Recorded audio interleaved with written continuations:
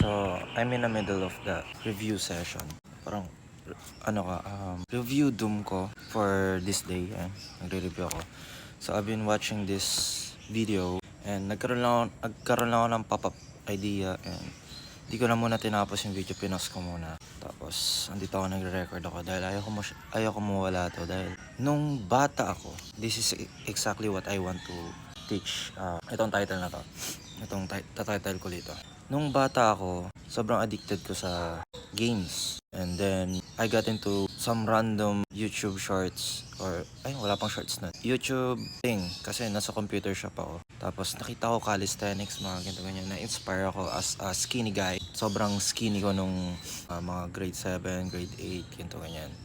It all starts summer ng grade 8. People make fun of me nung grade 7 to 8 dahil sobrang payat ko, tapos mukha akong malnourished, tapos yung gupit ko pa nun is sobrang, yung pinya, sobrang para akong pinya, tapos wala talaga kasi si mama ang nagde-decide ng gupit ko nun. Wala akong hawak sa, maintindihan nyo yan kung strict yung nanay nyo, yung bata kayo, sila yung may decision ng gupit nyo, tapos ayaw nyo yung gupit na ganito ganyan.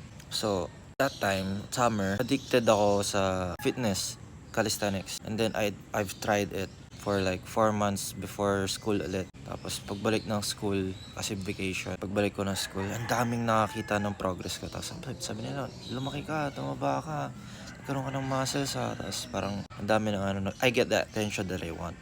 Kumbaga. Tapos, fast forward, nagkaroon akong banda, etc.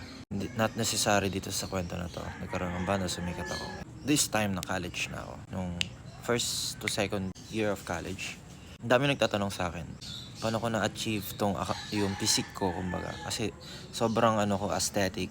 Kumbaga, kung i-compare mo ako sa normal gym rat, is yung physique ko is sobrang aesthetic, sobrang lean, para akong zero body fat. Nang wala akong diet.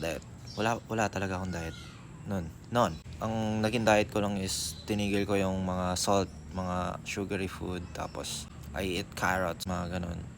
Para kasi yung pandemic, naging skinny fat ako. So, parang bumalik yung gigil ko sa nag-calisthenics ulit ako. Tapos, eventually got into the gym sa malapit dito sa amin. Tapos, ang dami nagtatanong few years after kung maging lean na ulit, nung nabawi ko na yung ko.